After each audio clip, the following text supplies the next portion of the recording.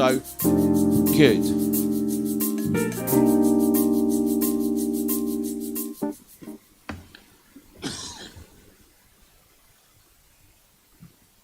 Good evening, everyone. My name's Alan Miller. I'm co-founder of the Together Association, and we're really pleased and excited to be here in Manchester. Big round of applause for the venue, everyone.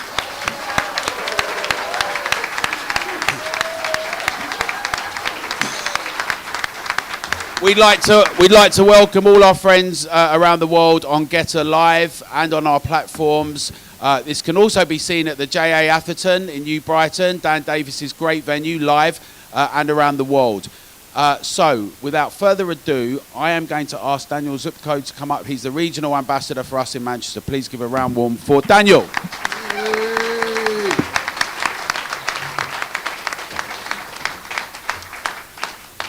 Good evening, everyone. Can you hear me? Is this on? Good. Yes, I am Daniel Zupko, the Together ambassador for Manchester. Welcome to this Together event, cost of a lockdown crisis. Hello to everyone in the room. Hello to the live streamers as well. First, it's great to see so many familiar faces from the Manchester Together group. Also, it's great to see some faces from the other groups around Manchester. We all know each other. And it's really good to see so many new faces to me as well. I'm not claiming to know everybody in the world or around Manchester, but considering there's quite a lot of new faces in it, so that's really good and encouraging that the word of Together is spreading around, so that's good. So thank you all for coming. Before we get into the main event with these great speakers, who Alan will introduce very shortly, just a few words from me. So hands up if you are a member of Together. Brilliant, well done, thank you. One of the topics I'm going to speak about is words of encouragement, and I would encourage you to join Together. I'm also going to speak about the Manchester meetings as well. So yeah, if you're not a member of Together, I would really encourage you to join. And if you are currently a member of Together but not very active, I'd encourage you to get more active as well. And why? Well, my reason is it's clear at the moment the general public is not being listened to, and in my opinion, democracy is not fully in place. We're seeing debates over matters such as COVID lockdowns, mask mandates, vaccine mandates effectively turn into a one-sided debate, a one-sided argument. There's no real clear debate that was had. We've also seen a Prime Minister put in place with no public vote whatsoever. And we're currently seeing the likes of implementations of low-traffic neighbourhoods and 15-minute cities being put in place despite there being mass public objection. So we're at a stage, I think, where the public are being told that MPs and local authorities are telling us that they know better and they know what's best for us. Well, I don't believe that for one. I think they should be listening to us a lot more than they actually are doing. So what can we do about that? Well, I'm kind of reminded of a Bob Moran-style drawing that I'd seen many, many years ago. It's like a politician stood on a lectern. The lectern and the politician are balanced on a plank of wood hanging over a cliff. The only thing that's stopping the politician falling down the cliff is members of the public on the other side. Now, if you think that image through, what does it show? It shows the power of the people. Well, unfortunately, I don't think a lot of people realise we do have that power. If the politician does not say what those members of the public actually want and doesn't represent them, they've got the power just to walk away, i.e. not vote. And what happens? The politician falls off the cliff, i.e. loses their seat. The politician doesn't fear anything more than that. So if there's only one person on that plank of wood, i.e. one member of the public, the politician doesn't have to listen. Double it to two, they still don't have to listen. However, if there's thousands, millions, the politician has to listen and will be held to account, which is why I encourage you to join Together. Because the more of us joining together, the more our voices will be heard, the stronger we are together, and we can take back democracy together. Now, on that subject as well, in terms of joining together, we do have Manchester meetups roughly every 4 to 6 weeks. And what we do, we talk about All Together Matters, campaigns that are going on at the moment. There's quite a few people in here who vouch for this. And we also do a topic every month that Together set us, which will define future Together campaigns as well. So our next meeting is the Britain's Protection Pub, just down the road from here, Wednesday the 15th of February, 7 p.m. Feel free, if you want some more details, feel free to give me a shout. I'll pass them on to you. My name's Daniel Zupko, feel free. And most importantly about our meetings as well, we have a social side of it at the end of it. So we can all get back together, talk about whatever we want, and you're surrounded by like-minded people who also realise democracy is under threat and our freedoms are under threat. So feel free to join us. Right, I shall hand over to Alan at the main event. Thank you.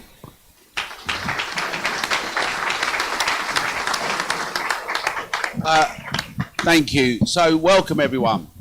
It's fantastic to be here in Manchester, a place that has such an important legacy as an industrial giant leading innovation and development, originally with the cotton and textiles, and then with the steam engine in the 18th and 19th centuries that enabled Britain to be the productive powerhouse that it was.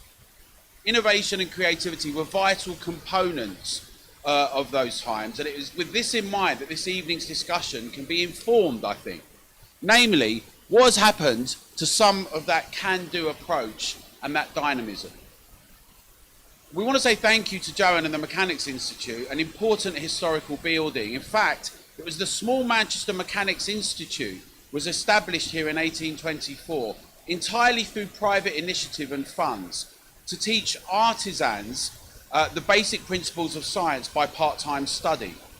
It's also where the Trade Union Congress was launched here in 1868, and it is, of course, also the birthplace of another momentously important venue in Manchester that I was lucky enough to go to, which is the Hacienda. But I say that jokingly because we know that commerce and industry and entrepreneurial spirit and taking risks is very important, and often that is being limited and restricted and suffocated these days. So as we face these questions about strikes and industrial action today, many of us that have been campaigning in defence of our freedoms and rights that so many sacrificed so much for before us, we do well to remember the efforts of all of those that were brave and were often demonised that enabled such rights and freedoms. So this is going to be painful, Jeremy Hunt told us. The same Jeremy Hunt that fawningly admired Chinese lockdowns and wanted more for us all. When we hear things are going to be painful from Mr. Hunt, we know who he means will be enduring the pain. It's going to be us and not him. We wanted to have this discussion in Manchester to address what we think we can do when faced with the costs of lockdown and cost of living crisis, a bit like Daniel was saying. Now, I've asked our panel, which we're really lucky to have join us this evening, to think about the part the public can play within all of this. As inflation continues to rise steeply and all of us are forced to tighten our belts, what happened to the idea of robust, dynamic productivity? What about abundant energy, readily available, cheaply for all, a bit like clean water is for many in many nations? Could we all be paid far more and have more wealth for all? Is disruption a key part of this? What are technological innovation solutions? And how far can we insist on the rights and privacy within that? Recent reports suggest it's almost 5 million people not working in Britain. The public sector, from passports to sewage and health, are often described as broken. Why is house building so sluggish? The government wants to impose new legislation, strikes, but locked down 3 times and had major restrictions with enormous damaging ramifications. They similarly want to do so with laws to protest. Meanwhile, the answer to transport in many cities, as Daniel was saying, was to see if we can limit things and restrict people, as opposed to have innovation and ingenuity to transform things. So I've asked the panel to think about a variety of these questions. It's a very tough task indeed. And we're going to get into it with all of you as well. So we'll be able to have a discussion and think about what we can do all of that. So firstly, closest to me is James Woudhuysen. And James is a visiting professor at the London South Bank University. He's a journalist and also an author of, among other things, Why is Construction So Backward? And Energize. Next to James, we've got Dominique Samuels, who will need little introduction to most of you. She's on every broadcast platform and channel, political commentator for Sky, BBC, Channel 4 and GB News, as well as on Getter. Dominique, I'm sure you'll agree, but I often find her very lively, brave and articulate in commentary on some of the culture wars, as well as having been a consistent voice for freedoms during lockdowns. And then, next to Dominique, we've got Hilary Salt, who's an actuary and a founder of First Actuarial, I can never say that properly, Actuarial, and provides consultancy advice and undertakes policy work in the public and private sector. I recently saw Hilary speaking in Derbyshire and was really, really impressed. So I'd love us all to give the panel a warm round of applause and welcome Manchester style.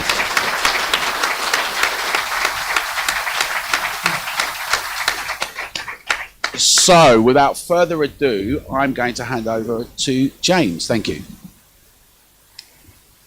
Well, thank you, Alan and Dan. I thought I'd bring you some news from London, since I have that kind of voice, irritating manner. And the news from London is there's absolutely nothing happening in London right now. There's no rush hour in London. There's no dinner party. There's no party. Some people go through the motions of work, but basically it's closed down. There's no Friday night carousing.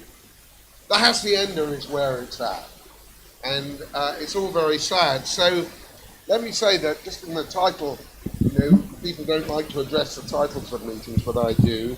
This is going to be painful.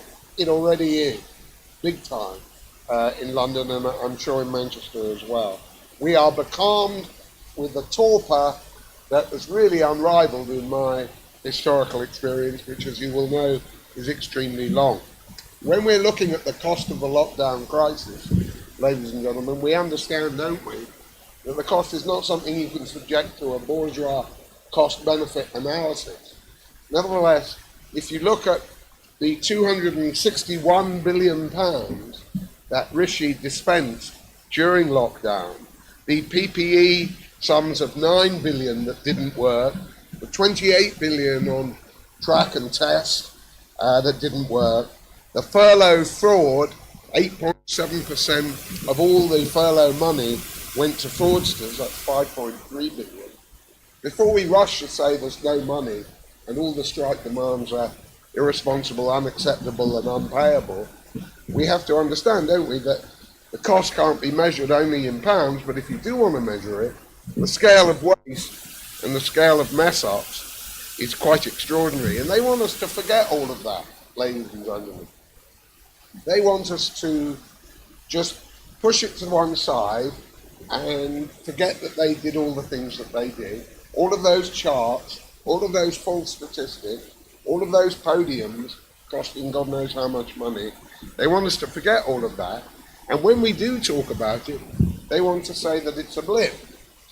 Ladies and gentlemen, it isn't a blip. The gas prices were rising before the Ukraine thing happened. The trends before lockdown were very clear for everybody to see. Lockdown only accentuated them.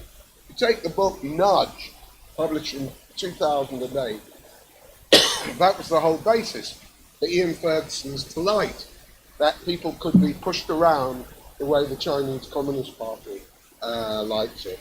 If you take the low traffic network for 15-minute cities that Daniel already rightly referred to, that restriction on mobility was already planned at a previous Congress of the Parties in 2015, where the architect of 15-minute cities and a basic lockdown for transport, ladies and gentlemen, was already strutting his stuff. You take remote medicine, the default position of Matt Hancock during the crisis. You take remote learning, which universities have tried to do for a very long time. You take remote work, plenty of it before the lockdown thing.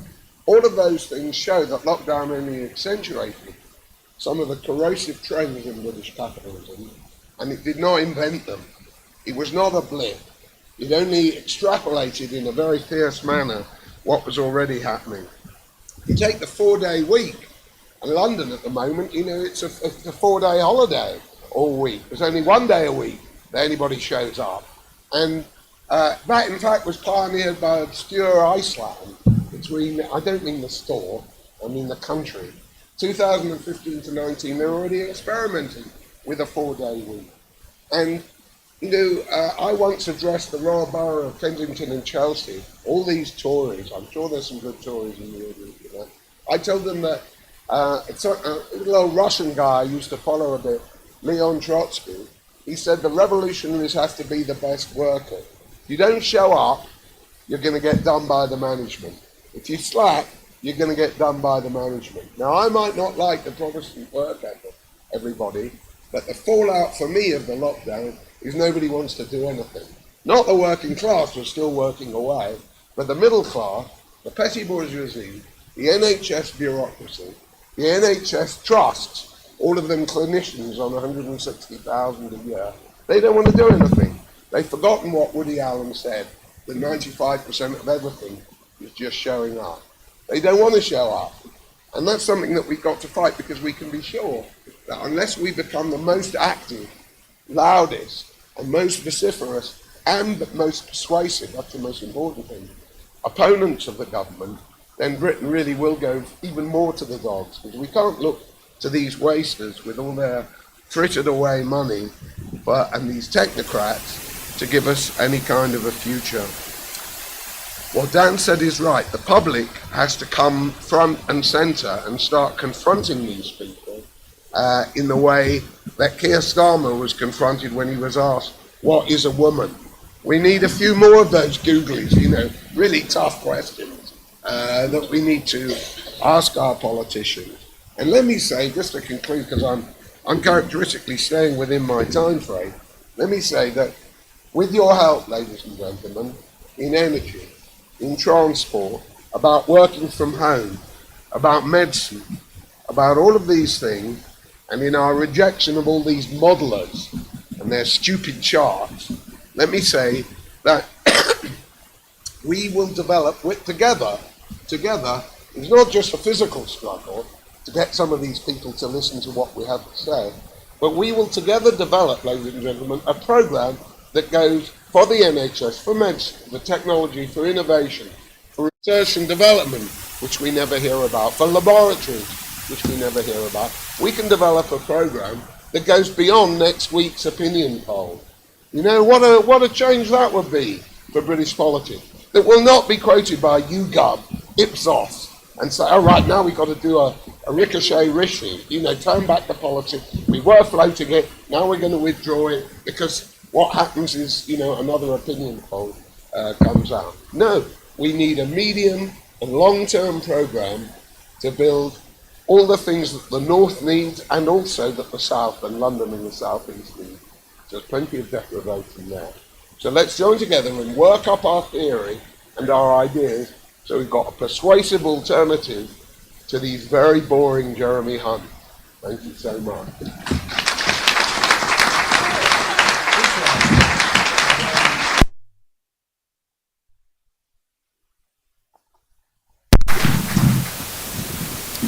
Hello everyone, I hope you don't mind if I'm sat down. Can everyone hear me at the back, or would you like to stand up? Sit down, is that fine? Dan? Alright, fine. I think for me, my position on this is I really like to go into sort of how this is done. Because I think what a lot of people don't realise, because a lot of people are doing, but what a lot of people don't realise is that we no longer actually have a government for the people of this country.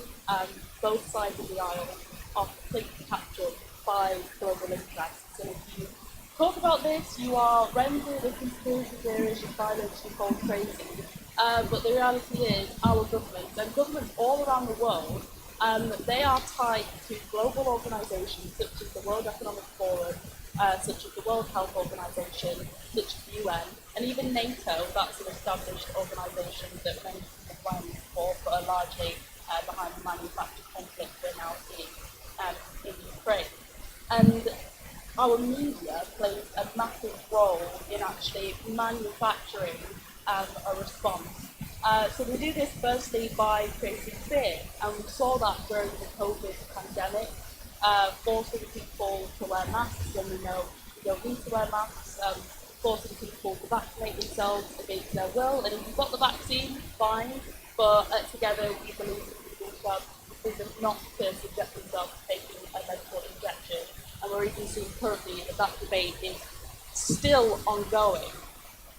And then step two is obviously creating a common enemy, and in that case the common enemy was the unvaccinated, but I've noticed quite peculiarly in the media that there's a new common enemy that's being cultivated, and that is to make us all focus on what's going on in Ukraine. The narrative is Putin bad, Zelensky the second coming of Christ, and we all know that's obviously not the case. That I wouldn't trust that man with anything. He's at the Golden Globes everywhere. It's the oddest war I've ever witnessed in my whole entire life. Of course, if you say that, you're a heretic.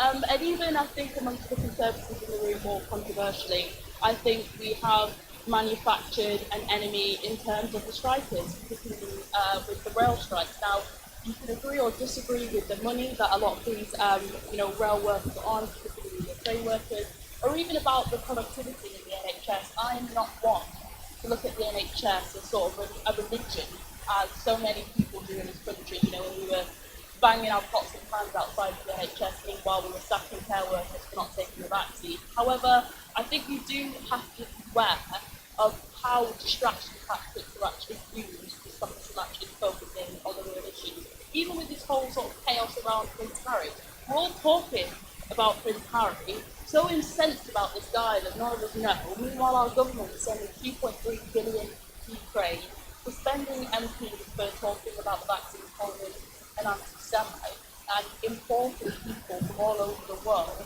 and putting them in five-star hotels. Meanwhile, we've got homeless veterans on the street that can't get any recognition from this government. So these are things that we really have to focus on. With the step one and the step two, which is obviously the fear and the creation of a common enemy, we forget the step three, which is that our economy is basically imploding. And call me a conspiracy theorist, but I do feel as though this has been manufactured. I mean, how could it not? How could it not be manufactured? The truth is, there is a plan globally. It's not just at the World Economic Forum, it's at the United Nations, World Health Organization, even the International Monetary Fund, or what have you, all of these global organizations, they have a plan, and it's called the Great Reset. And a lot of people are scared to talk about this because of what the response will be. But the most powerful thing that these people have over us is that they expect us to be scared, and they expect us to actually care about what people think. And that's the first thing that you need to realise, that you should not be scared. Seeing the number of people in this room genuinely made me so happy in my hometown of Manchester, because it reminds me that no matter what the BBC says, no matter what, Sky News says, or even, publications like the Daily Mail and things like that, they do have some really questionable journalists that really pumped out some really bizarre stuff during lockdown. Even though the mainstream media tells you that the general public thinks one way, I know, and you all know, that there are countless people that actually think the opposite. So in terms of what we actually do, there isn't a magic wand, but one of the things that these people rely on is obviously fear, but then again, it's also your compliance. And one of the ways that they expect us to comply is to sort of feed into the traditional system that we shouldn't protest, that we shouldn't be speaking about things online, because none of those things actually matter. But in reality, they do. If it didn't matter, why would they be rolling out the online safety bill, 60% of us online? Why would they be seeking to curb protest? Why would they be seeking to curb strikes in terms of legislation? It's because all of these things matter, and they matter a lot. And I myself have become completely disillusioned with our, current system. But I'd like to remind you that there is some sort of benefit in actually pressuring your MPs, whether it be pressuring them online or pressuring them via absolutely amazing groups such as this. Because I'll give you an example. Andrew Bridgen, probably all heard of the Conservative MP. An absolute hero, amazing. He's had the whip removed for talking about the COVID-19 vaccine, and the magic word that's been thrown about is anti-Semite, despite the fact that he was quoting a Jewish Israeli cardiologist who said that the vaccine rollout and the injuries associated with it have been the worst thing since the Holocaust. He's been saying it was the Holocaust, but I digress. I saw him at the APG hosted by Prof, and I said to the only 3 MPs that actually bothered to show up, we're not interested in your speeches. The speeches are great, but nobody really listens to them. What we're interested in is you actually putting yourself out there and posting online. And since then, Andrew obviously thought, what the hell, I'll go for it. And now, so many people are talking about the issue of vaccination. So if we continue to pressure our MPs, we will get somewhere. The fact that so many people are waking up, I don't think this is the time to be negative. To not comply, protest, and just continue involving yourself in groups such as this. I don't think it's going to magically change overnight, but I truly do believe that we can change the objectives. So thank you all for coming.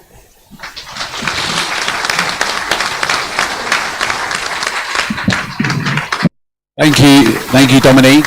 And Hilary, please.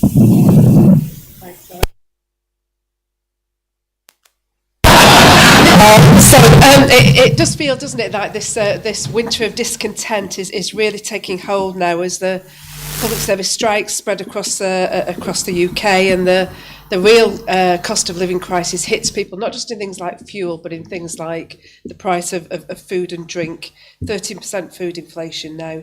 So that's really hitting home on ordinary people's lives. And it's really interesting, I think, that our politicians seem to regard all this as being something that's kind of beyond our control, that's caused by Putin's war in Ukraine, the recession as an unavoidable consequence of the pandemic. But at the same time, the one thing they really do want to control is action taken by ordinary working people to defend their standards of living.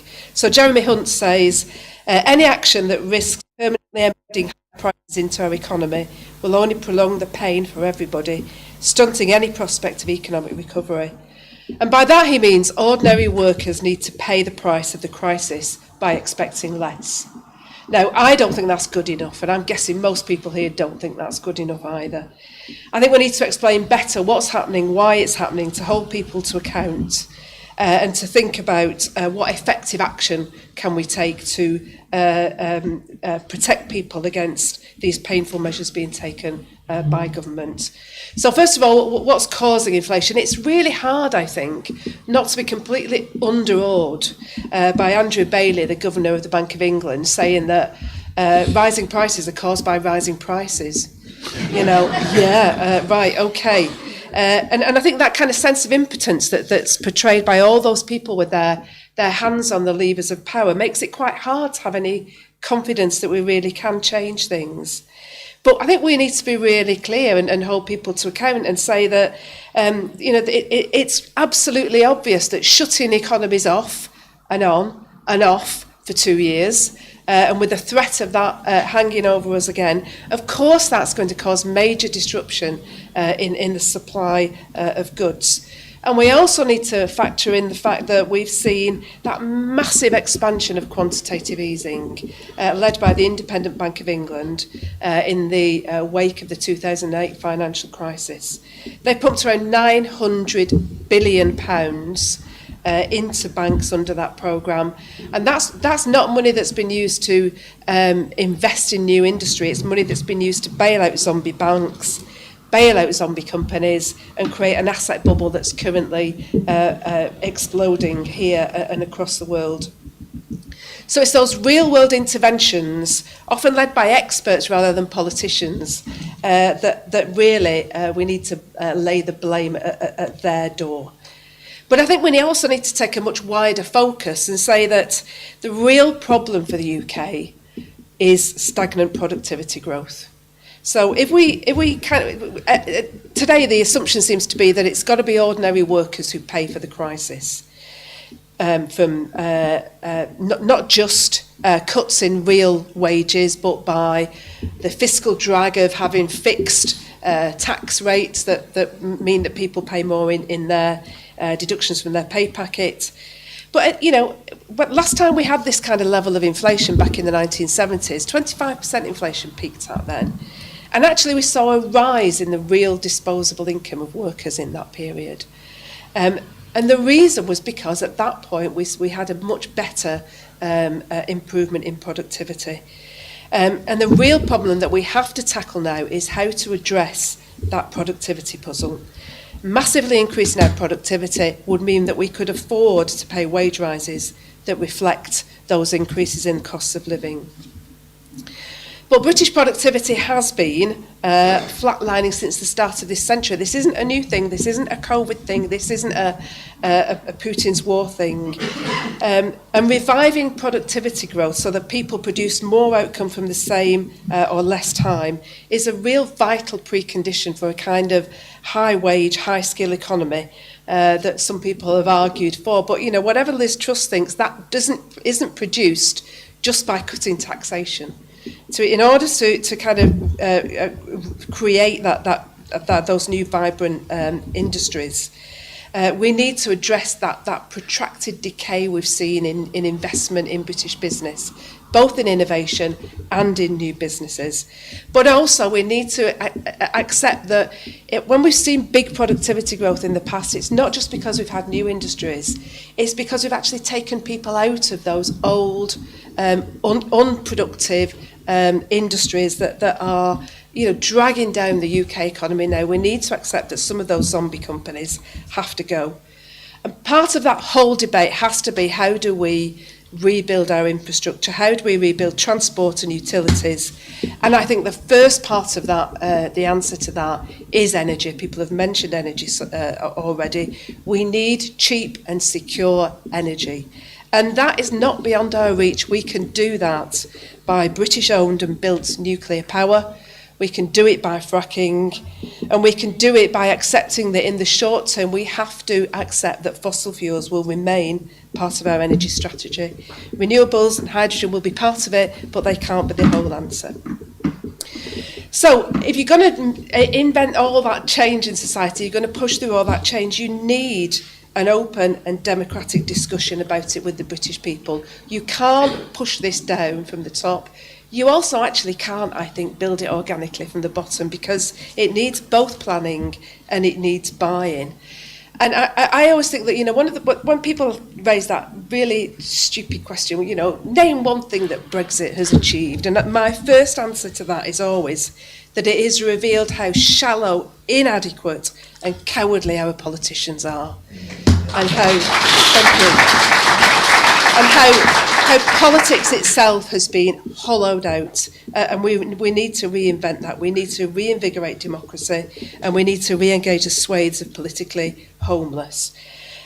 Finally, I've got time just on the strikes. I think it's just important to touch on strikes, and I think when we use that phrase, winter of discontent, it's important to note that actually the strikes today are very different to those of the 1970s. Some people in this room will remember the strikes of the 1970s. I absolutely support the right of workers to take strike action to defend their living standards. A 5% pay rise when inflation is 14% is a 9% cut in your living standards. But I think the difference is that the strikes of the 1970s were about something much more than living standards. They were about who governs Britain. That was the slogan that the Tories used in the 1974 election. Who governs Britain? That's a really important question. And it's a question that doesn't really seem to be part of the strikes these days. I think the strikes these days are one day, the occasional day actions. They're not the same as those strikes of the 1970s where people put the whole of their livelihood on the line. They went out and they stayed out, and they recognised that there was a bigger question at stake in those strikes. It wasn't just about defending living standards. And I think many people who perhaps will be sympathetic to strikers these days do feel a bit annoyed by the frustrations of not having trains or not having paramedics on call. And perhaps don't feel as sympathetic to the strikers as they might do. But I think that is because there's a lack of confidence in those workers' actions. And I think the public would support them more if they felt that there was much bigger message and people saw that bigger story and saw that there was something much more at stake. So, finally, I just wanted to say, to back up what everybody else has said, that I think it's really important that we look to ourselves to take action now. Whenever people say the government should do something, I kind of feel a bit worried about it, because we need to stop contracting out responsibility to other people. We need to start building something ourselves. We need to be braver, more hardworking and more determined, because this pain will not stop unless we put a stop to it. Thank you.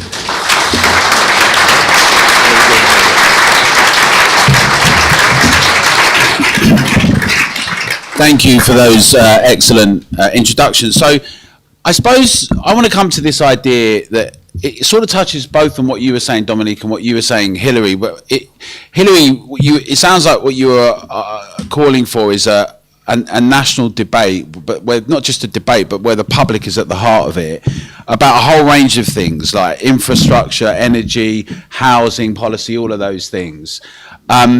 And where Dominique's concerns are that these globalist international influences, that they're having an impact on national leaders and everything. How would you see that kind of debate happen? What's it going to look like? What do we do to make it happen if we do?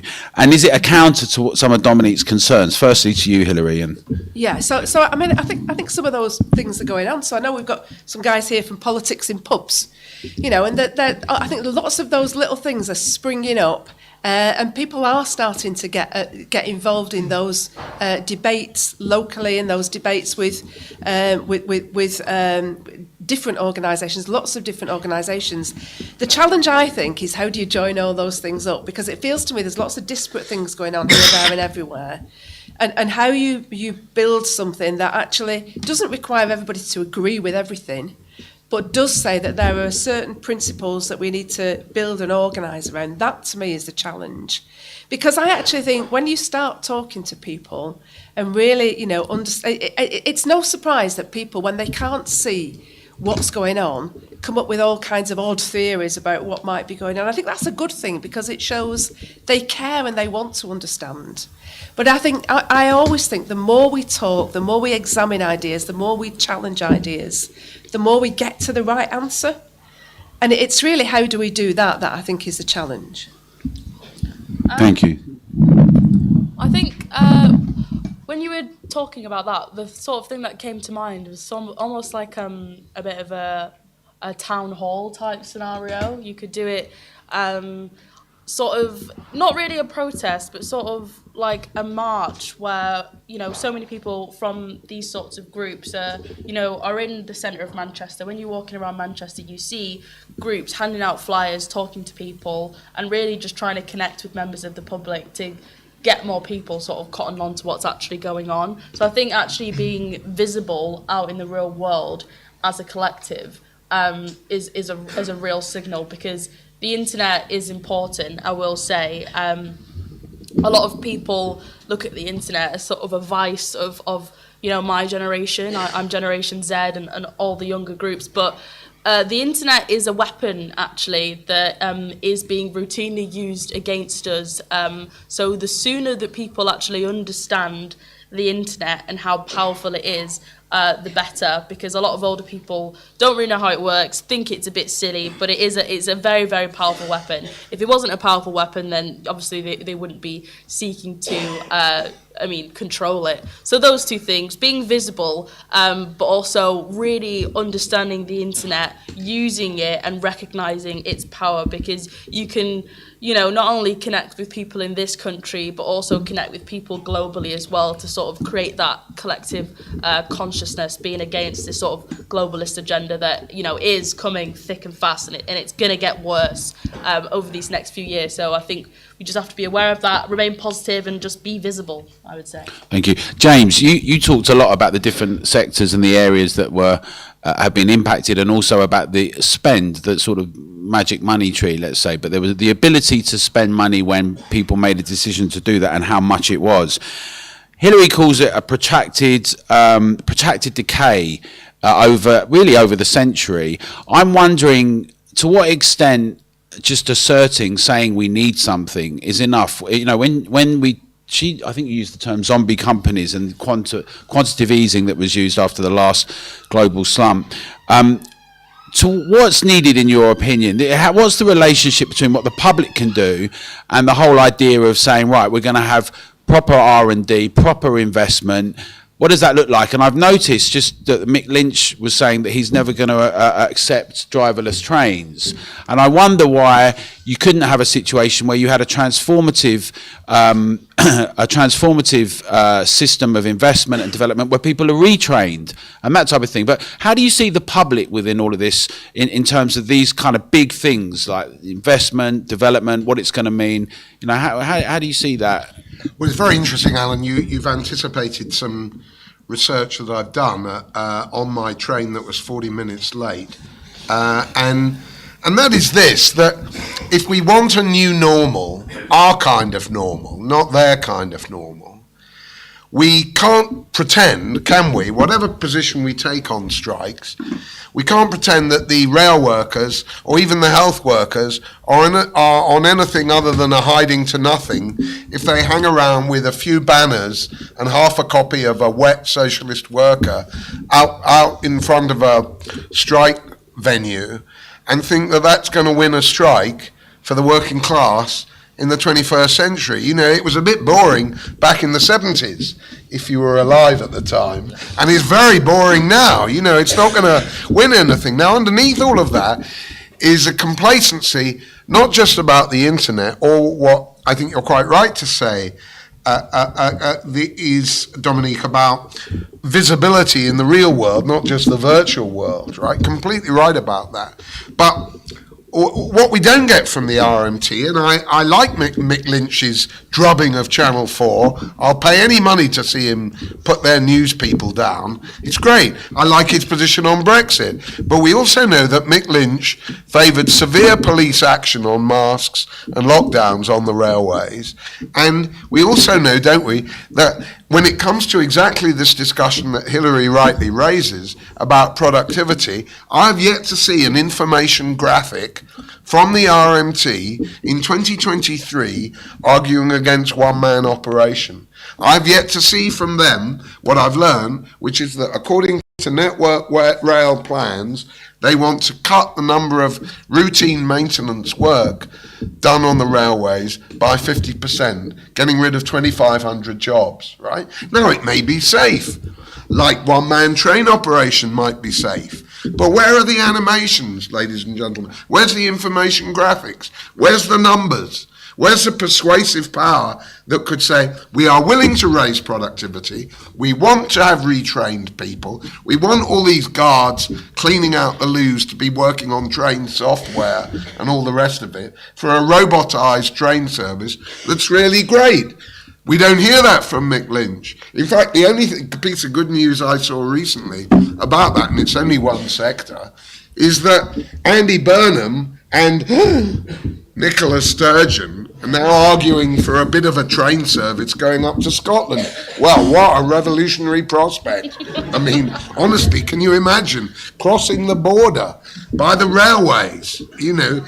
But now, if that's what we've got to look forward to as our leadership, Burnham and Sturgeon, to actually move around the country, then we can forget all about it. So let's make concrete what Hilary says about productivity rises. Let's discuss it in all of our industries and say what's fair, what's not safe, what's proper, what could really technologically revolutionize the industry.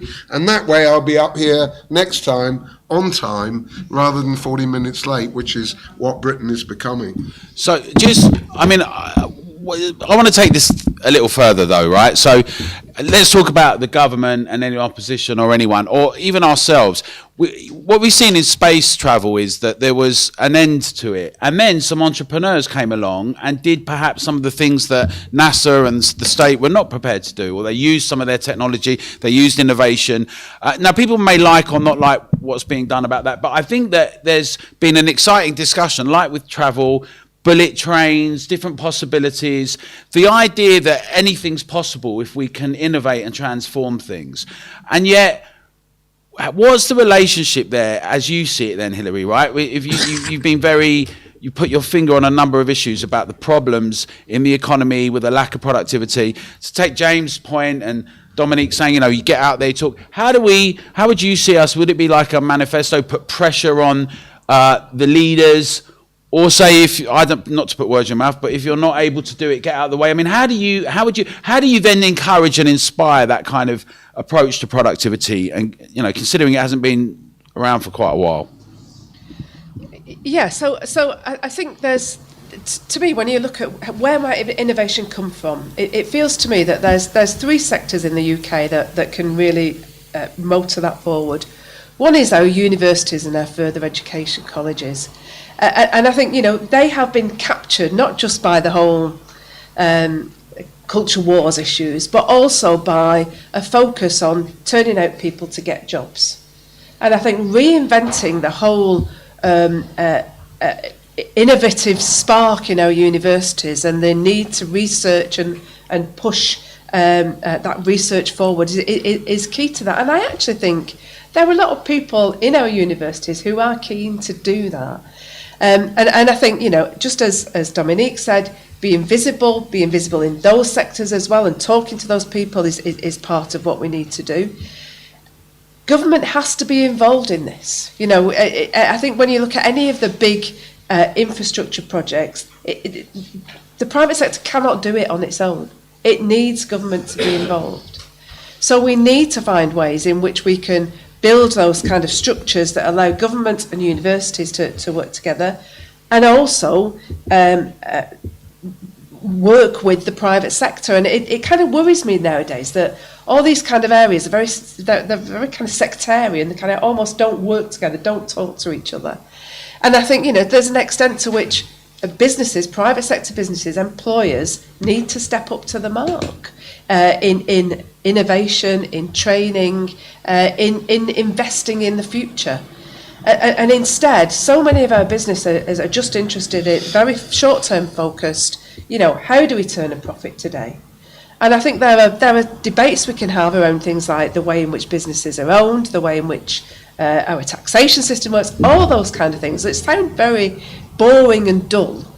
But actually, again, I think we talk about the idea of having some town hall meetings to really push forward, because I think people have great ideas in all these areas, but they have just got to the stage where they think, there's no point me saying anything because I'm just weighed down by the whole, you know, decay in society around me. And I think, you know, when we say, you know, what's wrong, some of the difficulties with some of these strikes is that they're in industries that are bloody failing anyway. You don't expect a train to be on time. You don't expect a paramedic to come.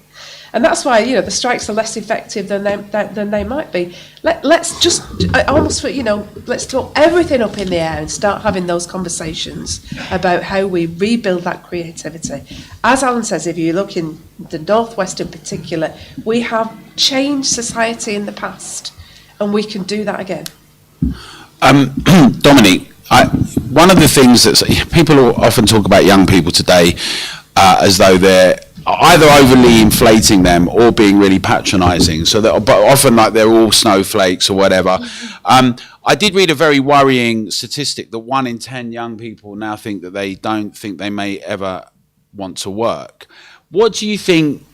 What is an interesting piece in the Spectator. I wonder, but what my question to you is, in terms of, not that you're the spokesperson for all young people, but from your point of view as a young person, but generally in society, how do you think about how younger people are thinking about some of these things and the influence that they can have on things and shape it, and to what extent? I think there's two sides. So on the one hand, the new sort of way of being a rebel is actually to display breathtaking levels of deference towards government. We now think it's cool to believe everything that the government tells you to do, and we also think it's cool to like wave the flag for, you know, the military industrial complex and big pharma, which I think is absolutely odd, because, you know, back in the day it was the young people that were actually supposed to be the rebels. So there's that aspect of it. We're almost being conditioned to rely on daddy government, and that will obviously come in the form of, you know, things like a universal basic income, a 15-minute city, this whole idea of necessity. You know, if you don't need to drive 15 minutes out of your city, then there's no reason as to why you should, so therefore the government should restrict that. And all of these things are actually being conditioned to make sense to young people through the TV that we watch, through the apps that we consume, and that's why we're saying that the internet is such a powerful weapon. Take TikTok, for example. Much of the government sort of message with regards to the lockdowns and masking, that was actually disseminated to young people through those sorts of apps. So there's that.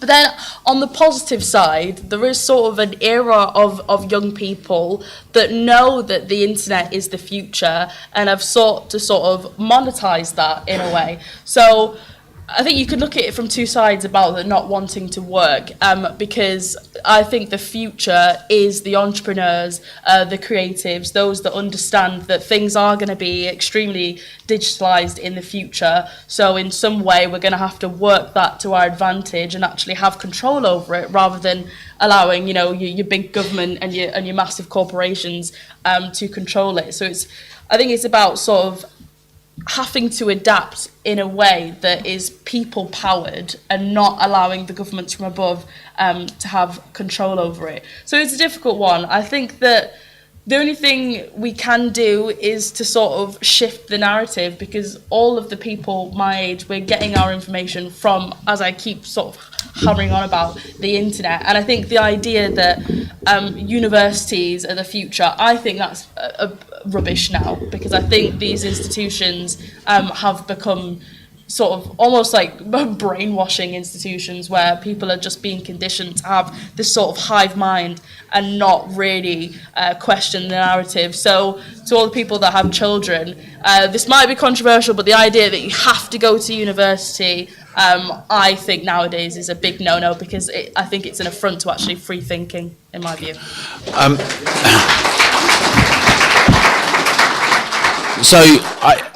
James, we're going to come out to the audience in a minute. I want to get you to ask some questions or come in and contributions. But in terms of investment, research and development, having a far more ambitious and robust approach to it, whether it's in energy or 10 million new houses or whatever, how does that come about? Is it that it's just demanded and asserted? Do you see that there's a way of, you know, what I'm really asking is, have we had so many years of sluggishness and a lack of commitment to these things that even when you assert those things, the people that could perhaps shape some policy that direct things in that direction are not going to do it? I think it was Nick Clegg that said, 2006, well, if we really invested in nuclear energy, it would take us till 2022 to become energy independent, right? Is it just about asserting? Is there other ways of doing it? Just some thoughts on that. Well, I was very struck by Daniel's introduction, where if I had my 19th century history right, you know, the TUC, it's a bit different from today's TUC, which would not be difficult, was intimately bound up with the scientific movement in Manchester and with innovation. And we need to remember that before the Second World War, there was a substantial autodidact tradition in the working class, where workers would meet to discuss Shakespeare, science, and all kinds of things. Now, we're not in the 30s, but it seems to me when I called for good RMT animations, you know, the information design that we can do, the statistics that we can collect, the checking with each other and the combat with each other to clarify our arguments, not just to join the dots about the Great Reset and about individuals and organizations, but to look above all at their ideas.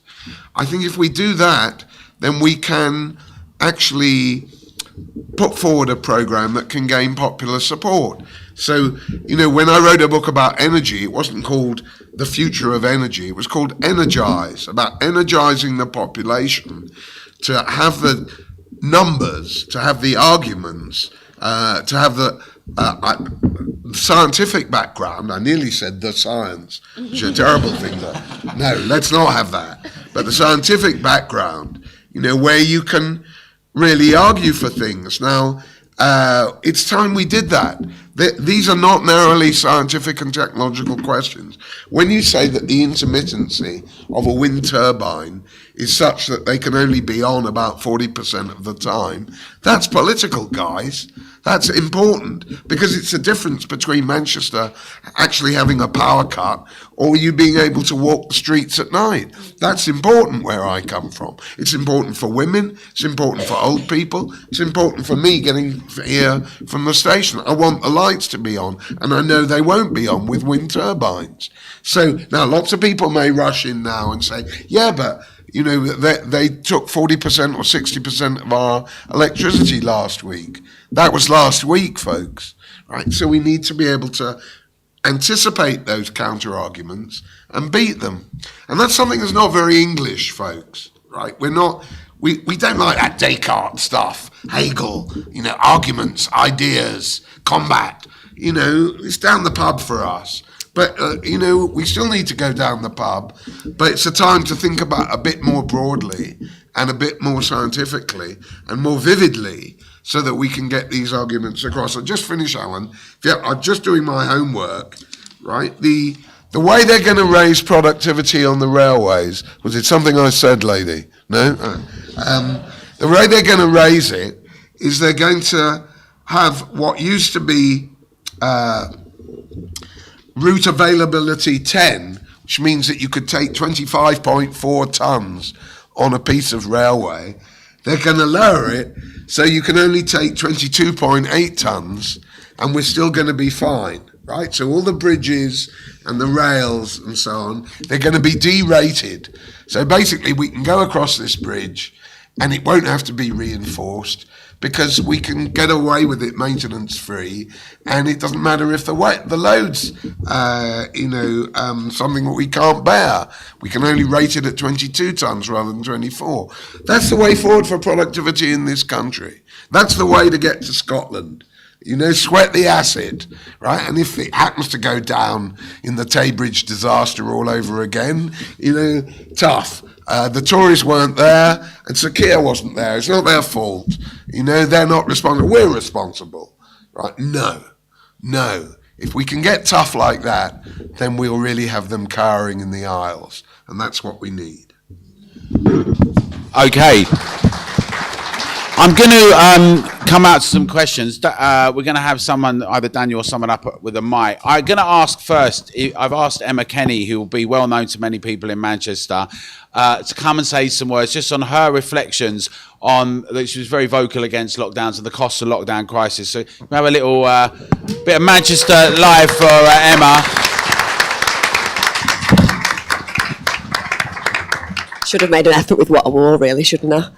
But I am from Manchester, so you guys all understand. Working class girl. My reflections are that I feel really positive. It wasn't easy at the beginning. I lost everything because it turns out that 3 weeks into the first lockdown, if you say it's criminal and that you are abandoning children's safeguarding because you're locking them up with their abusers and women are going to die and you shouldn't ever have people controlling your movement, apparently that's heresy. Fortunately, they weren't allowed to burn me. But I would have survived because obviously I'm a witch. But I guess what I feel now is the willingness to lose is how you achieve your goal. There's a lot of us talk about hive mind. There's a lot of us talk about what we can do together. But sometimes it's what we can do by ourselves. Sometimes it's not about what everybody else is doing and saying. Sometimes it's about feeling the fear and, as the book said, doing it anyway. Sometimes it's knowing that the short-term risk and loss is way more important than the long-term impact on our society, which in this case is about the absolute derision of children. We've abandoned them. We've seen them become poorer. We've seen them become more fearful. We've seen them become sicker. And the reason I feel hopeful is because I didn't think it was Twitter that changed the narrative when they tried to force people to have jabs. It wasn't the internet, in my opinion, that made people fight back. It was because most people in this population in the UK, we have democracy running through our veins. Doesn't matter what ethnicity you come from, what culture you come from, what belief system you come from, you're here because you believe in the freedom to choose. So the reason I feel hopeful is because it takes 3.5%, statistically absolutely correct, 3.5% of any population to peacefully say no. Peaceful is important because if you say no and you do it peacefully, it means no one has to be afraid of that. Old people can do it, children can do it, we can all do it. But when we say no, there's nothing they can do. So when I hear about 15-minute cities, what I know is that I'll remove those boulders and borders with other people. Because there'll be enough of us, working class people, grew up knowing that you have to sometimes go for what you need and what you want to take, and that's okay. And the more that we stop feeling afraid of the powers that be, who have no power, because we're the ones who lend it them, The moment we realise that they're nothing without us, and that all of these individuals, mostly those who struggled, I would say, growing up with how to feel part of something, how to feel liked. So now they're angry and they're rageful and they want to have power and dominion over us. That's very clear. Dominique's correct in talking about those movers. But they're nobodies. They're rich. Money can't buy the vast majority of things that make us happy. The biggest capitalist lie is that. Even now in times of fear and times of trauma and times of loss, what you realise is you get more curious about how to sustain a life without all of the things you're being told you need. We talk about why things are going wrong in our society and how shops are closing down, and then we order from Amazon. Stop. Stop doing it. Start forming alliances with your community. Start saying no in places where people aren't happy that you're saying no. And start fighting. Just fighting. Because children need us to fight. They've been ignored for a long time, right? And so we have to learn to demand that now the safeguarding of children has been abandoned, we're going to reclaim it. And let me tell you, let any man, woman, politician, police officer try and stand in my way when I see childhood being eradicated, well, they better get ready to duck. Thank you, Emma. Thank you. So if you want to speak, come up the front, and I'd love to get Dan Davis to come and say some things. Dan is a chair of the Institute of Licensing, and also has been an entrepreneur across the country, and he's developed a very interesting area in New Brighton. And to tell us a bit, I've asked him to tell us a bit about what's going on in hospitality and the sector and the impact of lockdown. So just some thoughts on that, please, Dan. And then you can start coming up. You don't have to put your hand up. If you want to speak, you can start coming up over here, as long as you're not in front of the camera, and we'll start taking you. So a few of you can come up. We're going to do rounds of questions and points. Thanks. Hi guys, good to see everyone here today. We all remember the first lockdown, which was 3.5 weeks to flatten the curve. I remember when we first locked down, driving my car to a shopping, a retail park, and just standing there and just turning 360, and there wasn't one person there. And I remember just thinking to myself, am I in some type of nightmare? Am I actually, dreaming this? This is crazy. And obviously, a lot of people, everyone complied, everyone went along with it, and I couldn't say I wore a mask that much, but, I think that you have one shot at this, and you've got to make sure if you're going to lock down everything, it's for the right reason, because it's going to be increasingly harder to do it again, especially with the passage of time, and you see the absolute damage that it's done. In every sector, in every part of life, for mental health, education, finance, every single thing. There's only a few people that have benefited, and that, those people are often shadowy sort of organisations behind the scenes. I think we've got the latest Spectre board meeting going on at the moment with Klaus Schwab and the gang. And you actually look at the people who own, BlackRock and State Street and Vanguard and people like that. They have a vested interest, but they own a lot of different companies. As far as leisure and hospitality, I remember the second lockdown, and I had to get all the staff together. I've got a number of venues, and get them together, sit them down again and say, guys, we'll shut my doors. I don't know how long it's going to be. The first lockdown was our pub, the James Atherton. It was exactly 51 weeks since we opened it. So a week later would have been the anniversary of the pub opening, and we locked down. Second lockdown, I got all the staff together, and I went home afterwards. It was tears and everything, and we paid the staff throughout and everything. But when I got home, I just thought these absolute bellends, and I ended up changing the name of the pub to the Three Bellends with the picture of Johnson, Hancock, and Cummins. Now, it obviously got quite a few laughs. We're on Have I Got News For You, but they tried to get me sacked as chairman of the Institute of Licensing because they said I was bringing it into disrepute and all of this.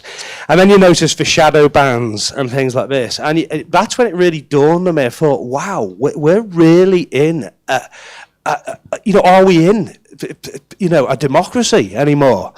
Because, and I went back and they didn't sack me because the board I've got at the Institute of Licensing, we've got 11 barristers and QCs on it, and they all went, absolutely not, we're not putting up with this, you're not going to tell us who the chairman is. But it was actually quite a frightening moment because I thought, you've only got to go against this narrative, and there's no Chinese wall now between advertising and editorial. Because good editors and some bloody good journalists out there are going to speak their mind and research things, and it gets closed down. Because if you call out a company or a narrative that basically bankrolls, the paper, you basically get sidelined and marginalised. So I think it's even more important now to have, to speak up. And when I see people like Dominique here, she's one of the youngest people in the room. She's one of the most vocal people who are back, on TV and everything. But our generations remember what it's like to be free, to be at a concert where not everyone's got a mobile phone holding it up, to actually be in the moment, there. And that technology can be great, but it can also really close you down, and it can be in the right hands, it's great. In the wrong hands, it's very dangerous. We talk about these 15-minute cities. I was explaining to my mum today, what that would actually mean and look like. And okay, you get 100 visits out a year. That's this year. Next year it'll be 50. Next year, the year after, it'll be 25. I mean, this is outrageous. The very basics of being free.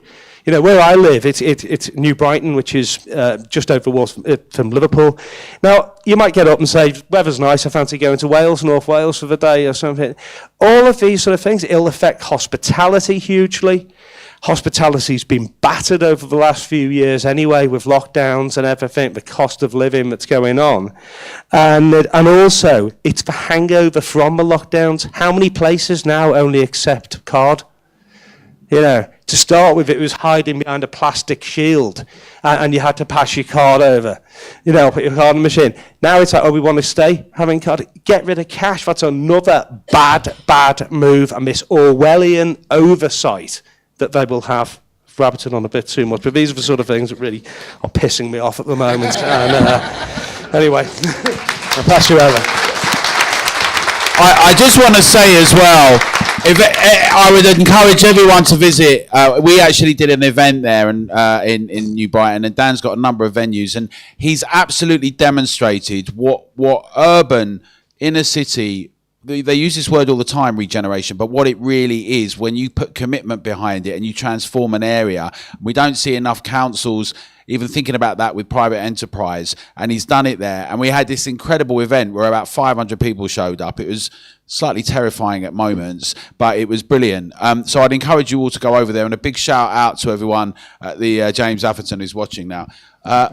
Great. And then more, if you've got, we want to have more questions and points, and you can argue with us as well and everything. So come on up if you want to say. Paul. Oh, hi. My name's Paul Chase, and for my sins, I was Dan's business partner in CPL training many years ago. I don't want to start off by swearing, but I'm an economist. And I just wanted to echo some of the things that you were saying, Jackie, about the causes of inflation, because that's the big thing that's worrying people at the moment. The cost of living crisis, being able to afford to pay your energy bills, your food bills, and all the rest of it. And unless we understand the causes of inflation, we're never going to be able to pin the blame where it belongs. And it doesn't belong in the Russian invasion of Ukraine. It's not a consequence of foreign price hikes or of a fall in the pound. Inflation has only one cause. It's a monetary phenomenon, and it's caused by the mismanagement by the central bank of the growth in the money supply. So in a normal year, the amount of money that's pumped into the economy grows by between 1 and 3%, 1 and 4%. That delivers an inflation rate of around 2 or 3%. During the lockdown, 2020 to 21, the growth in the money supply was 15%. 18 months later, after a time lag, that's why we have double-digit inflation now, and for no other reason. Now, why did that happen? Well, once lockdowns were decided upon, and I oppose that policy, and I'm sure everybody here does, but once that decision was made, the government had no choice but to create money out of nothing in order to keep people going in the meantime. The furlough scheme, grants for businesses, grants for fraudsters, and all the rest of it. That's where it came from. And a lot of people receiving that money thought it was free. Well, it's not free. Inflation is the tax that dare not speak its name. And roughly £400 billion was pumped into the economy. But once that money reverberates around the economy, something called the multiplier effect kicks in, and it generates 5 times its nominal value. So this inflation created nearly £2 trillion worth of extra money. Where did it go? Well, that money manifests itself in people's bank accounts in the form of one or more of 5 sources of income, which are profits, rent, interest, wages, and tax revenues. So when people say we can't afford to give workers inflation-level pay increases, yes, we can. If workers get a 10% pay increase, that is just wage earners reclaiming their share of excessive monetary creation and taking it away from profits or rent or interest. So that money is out there, and it can be used to pay people. So I just think if a purpose of a movement like this, because it's not a political party as such, is to increase and improve people's awareness of what's really going on out there, then let's start pinning the blame where it belongs. Because all that the Chancellor does is blame it on external events, which of course are outside his control. What's happening now is ordinary people are having to pay the inflation tax, and that's what's been really going on. And one final point I want to make, it's lovely to speak to a live audience. I've just been banned on Twitter for 7 days. And the reason for that is I wrote an article that was gender critical. I dared to say that a woman is an adult human female. And that human beings can't change sex. This created an extraordinary furore. The publisher of my article, a guy called Paul Charity, runs a blog site called Propel. 6 corporate sponsors came forward and threatened to remove their sponsorship. His business was placed in existential threat. He's made 2 cowering apologies in public, and he's parted company with me as a columnist, and I've been writing for him once a fortnight for the last 10 years. So this is the effect that cancel culture has, and it has a chilling effect upon freedom of speech. Now, this second part of what I've had to say has absolutely nothing to do with the first part of what I had to say, but I just wanted to say it anyway. Thank you very much. Thank you, Paul.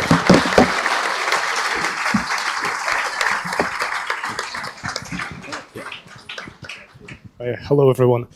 I've also got a degree in economics. I do share very similar views to that gentleman. Indeed, it wasn't the Ukraine which caused this crisis, and the inflation spiral started off in the United States 6 months prior to the one in the UK and Europe. But my particular topic I'd like to share here is the cost of lockdown, and especially the excess mortality, let's say, in non-COVID excess mortality in private homes. I'm not sure it's been raised so far, but why it's so pressing issue for me, because it's still ongoing.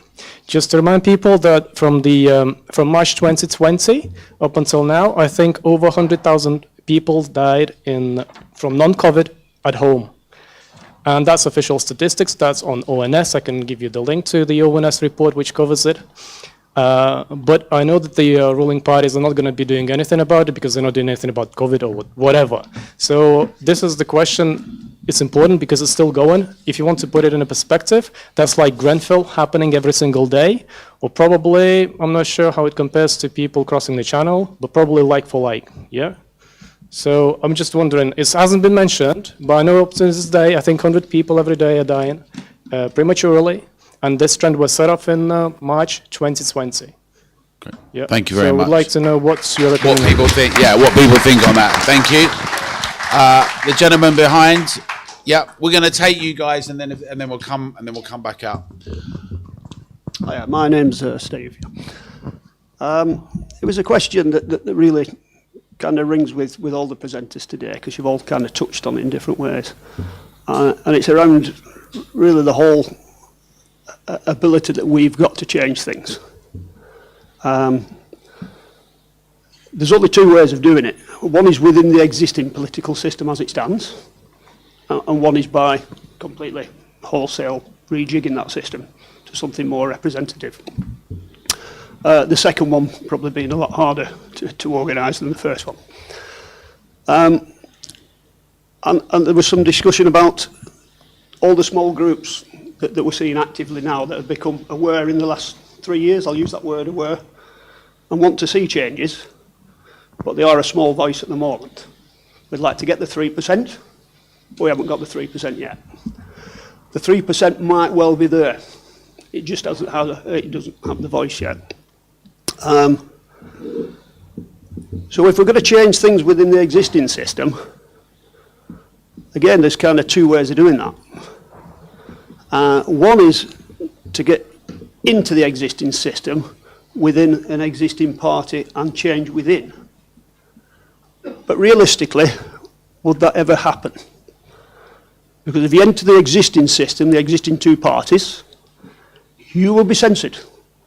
You will toe the party line. You will pretty much be whatever that party decides. And it doesn't matter kind of how strong your views, when you go in, you will get broken down, and it'll be very hard to make that change. In fact, you'd be lucky if you even got selection in there, if there was any hint of you not being prepared to toe the line. So the alternative is, out of all those small groups, what we need to develop and bring forward is credible candidates that can stand independently, but en masse, all with a common theme of change. Because that's what we all want. We want change. We want to be represented. And that representation, I just can't see coming from the top down. Nobody will get that far in the existing system to make those changes. So that's just a question open to the panel, really. How do we get those credible candidates, and how do we bring those groups together to produce? Okay. Thank you very much. Yeah. We'll take both of them, and then we'll come back. Yeah. Hi, thank you all. I'm going to make a few comments about the cost of the agenda crisis. As we know, the lockdown is rolled up in the agenda, and I'll link it to that at the end. So first of all, raise your hand if you know someone who was injured by the fake vaccine. Wow. I hope you're getting this on camera. Okay, hands down. Now raise your hand if you know someone who you believe was killed by the fake vaccine. That's about 2/3 of the room. Okay, so my story is that this summer, after about 18 months since the fake vaccine came out, and we had 30,000 deaths in the VAERS system already, my wife decided, because she was being pressured by new friends and colleagues and the media, that she wanted to take this thing. And I begged her, don't do it, it's dangerous, it's not safe, it's not effective. But she'd got this idea that I was a crazed conspiracy theorist, and I had it all wrong, and I was spending too much time at home on Twitter, brainwashing myself. I'm sure you've all had a similar experience. Eventually, she left over this, she divorced me. It just became this thing that we could not reconcile. And I told her, the evidence is so clear now that you have to be completely oblivious to take it at this point, 18 months after the shock came out and we have all this data. But she did it. and the marriage is over. So that's why I feel kind of, I feel that it's urgent that I have to get up here and make a speech like this, and we all need to do something about it, and that's why we're here today. So, to stop this agenda, the vaccine's one part of it. They tried with the passports. We had them for a while, but we got out in the end. To stop this agenda, the politicians, by and large, are not going to help us. Andrew Bridgen is a hero for doing what he's done, but look at how quickly they're trying to get rid of him. Like they'll use any trick in the book, any stray word to just destroy a guy, to get him out of the way so that the agenda can bulldoze on. That's what they want. And where is this all leading? As Danny said at the beginning, it's leading to a digital and a physical prison for all of us. The 15-minute cities are the physical manifestation of it. The digital side is what we see online and what we see with the passports, the QR codes everywhere. You're going to be tracked and traced, and they want to get rid of cash so that everything you buy and everything you sell can be tracked and traced, and then they can link that to, potentially in future, link it to your social credit score, things you say online. Do they comply with the agenda, or are they wrong think? Are they mal or disinformation? We all know what it's about. And most of our politicians are bought and paid for. They are in on this agenda. My MP, I'm not going to say his name, in fairness, but my MP, he's oblivious to the vaccine harms, and when it may have been Together's position, when we petitioned against the pandemic treaty, he said he's all in. He said next time, when we have the next pandemic, which they're going to cook up in a lab again, we're going to need to be better prepared. So we need these WHO regulations so that we have this planetary health dictatorship in place, and they're going to tell us exactly what to do, and it will completely bypass the politicians anyway. So they're selling us out. They're giving away our sovereignty. They're giving the keys to the kingdom over to the WHO, the UN, the WEF, etc. So do not look to politicians to save us from this. The best thing we can do is to not comply. Once we're aware of the agenda, we know what's in it, and we know what's coming next. So non-compliance is the best tool we have. We already know that, but in order to get that to others,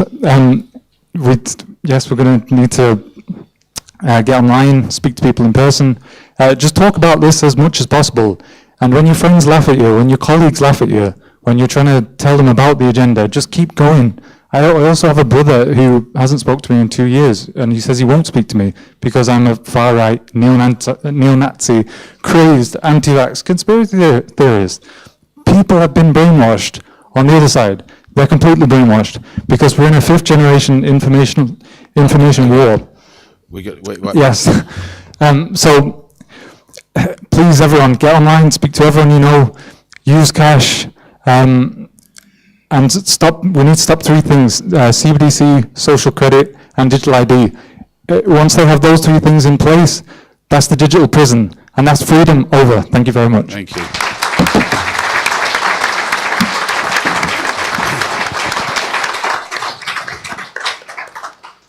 Right, I'll be brief. Just coming to something that Hilary said, whereby she said if people can't see an explanation or a reason, that's when things, people come up with all sorts of theories. So, as with most people in here, probably lockdown was a terrible experience. It was for me. I live on my own, and I'll be honest with you, I went through some tough times. My mental health deteriorated, and it was partly due to the fact that, I'm an accountant, so I was looking at ONS statistics and I'm thinking, I'm sorry, but this looks disproportionate to what's actually happening, and I couldn't make sense. And when I can't make sense of something, that made matters worse with regards to the lockdowns. I've recognised a few people in here who formed groups, and I thank them very much. They helped me get through lockdown, and it's interesting that what Emma was saying about, people need to get together and realise that you're not on your own. It's difficult when friends and family aren't interested in listening to what you're trying to explain to them in, statistical terms. So my general question is, my theory was that COVID was used as an opportunity to perhaps create some sort of compliance and control system. But what I don't know is, and I'd like to have your theories on it, to what end? Is it is it purely for compliance and control? Or are there certain people that are so embedded to the net zero climate catastrophization, which is regularly portrayed, are they so embedded into that that they genuinely feel that we need to radically change society and enforce that compliance and control in order to meet net zero targets? I'm just trying to make sense of what lockdown was about and where we're going to as a society and what the end game is. All right, simple one then. That was good, thank you. Is there anyone else that want, because I was going to come back out for another round, but if not, we'll take you and then we'll, all right, come on in then, yeah, great. And then we'll do this from the panel and then, because we have to be out by 9. So if there's other people who want to speak, all right, we'll get up then if there are other people who want to speak. Yeah. Yeah, can we try and make them not long speeches now, but like sort of, yeah, because we've got a timeline, we've got to be out the room by 9, yeah. Well, I'll try, but to be fair, Scots can speak pretty quickly anyway, although you may not understand anything I'm actually saying. Basically, the main reason I wanted to get up was both a bit of a warning from north of the border, because basically Scotland's in a race with Canada for who can be the most control-freak nut jobs headed by a cult leader.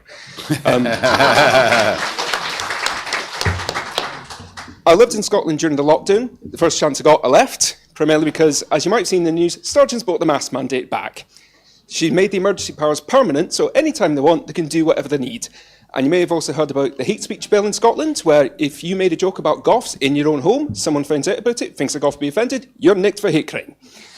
Also, in case you've got the gender recognition bill, which has caused a big fight. I'm not going to touch on that. It's too long and would probably offend about 5 million people.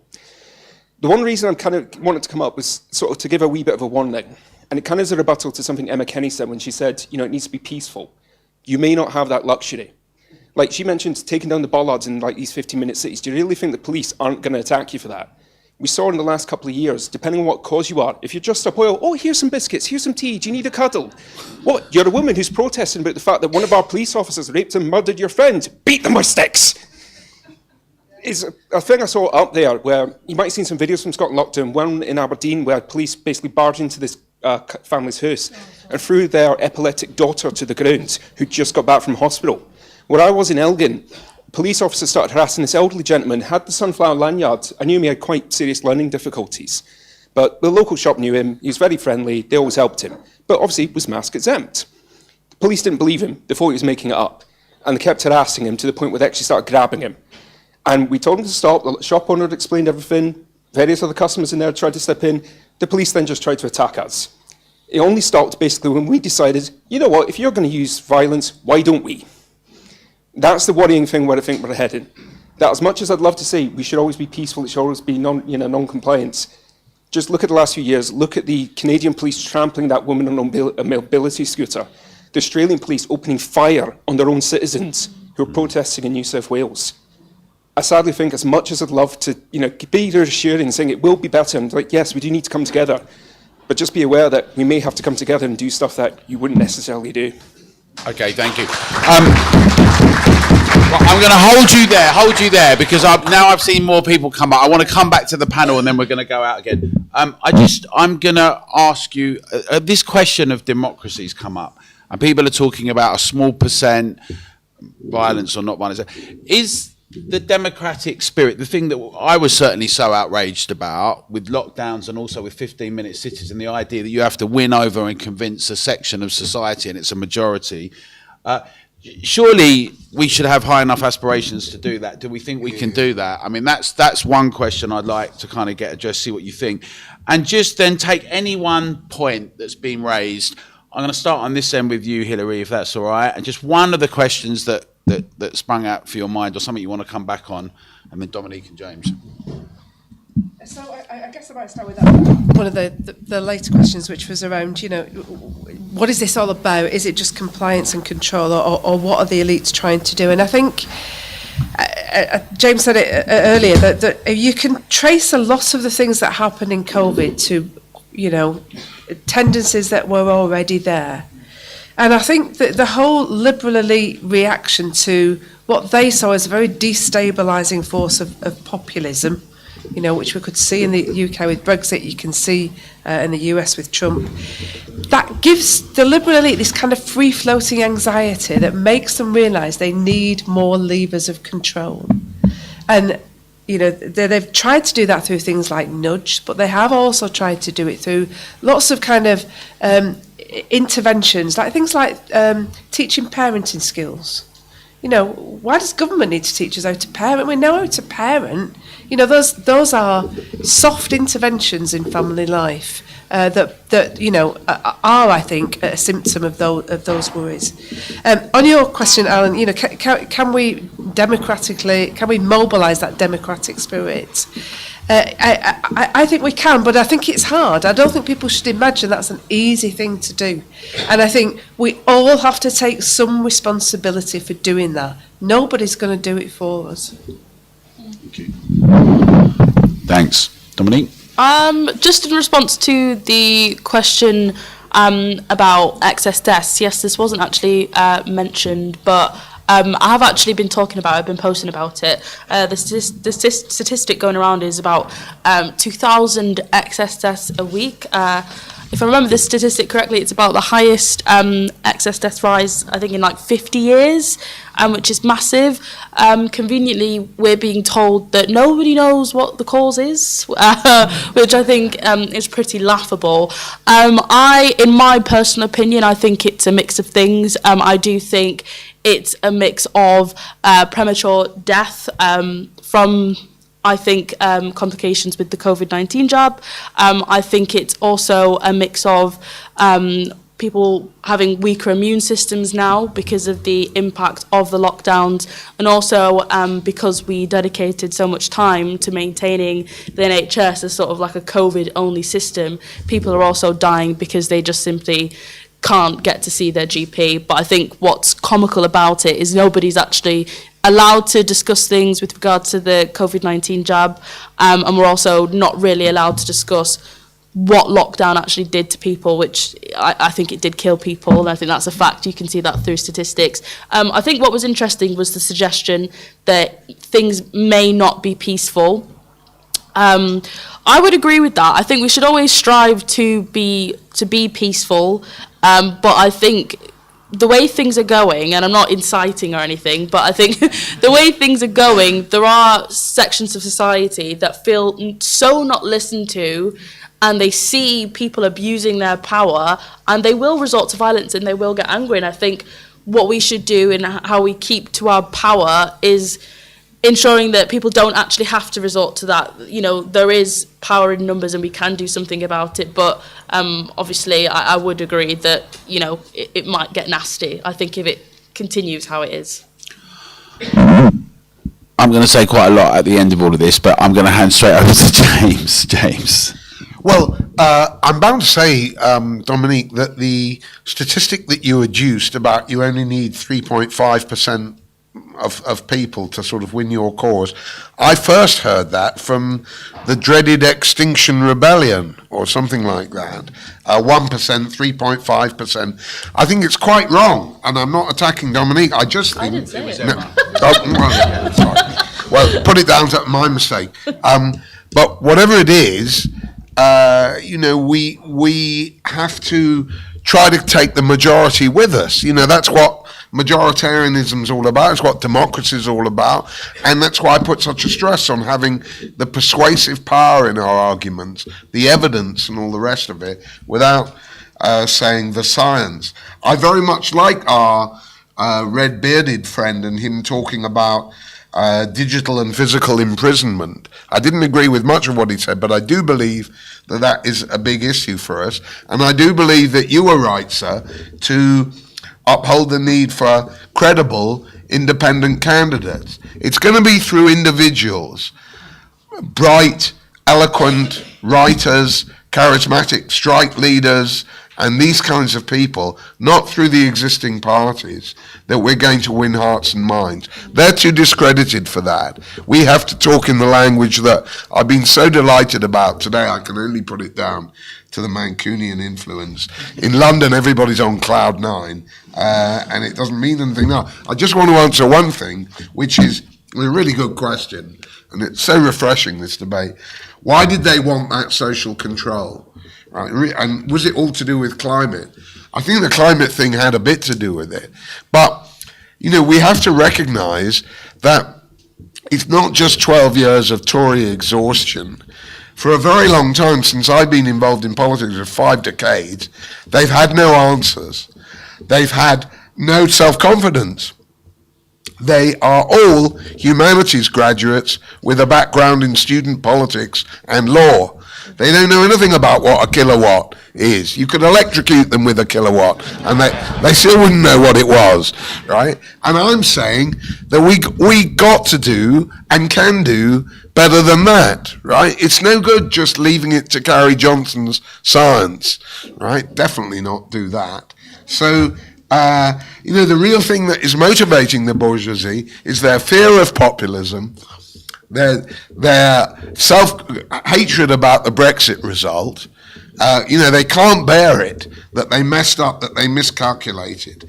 And they are very scared about the class struggle.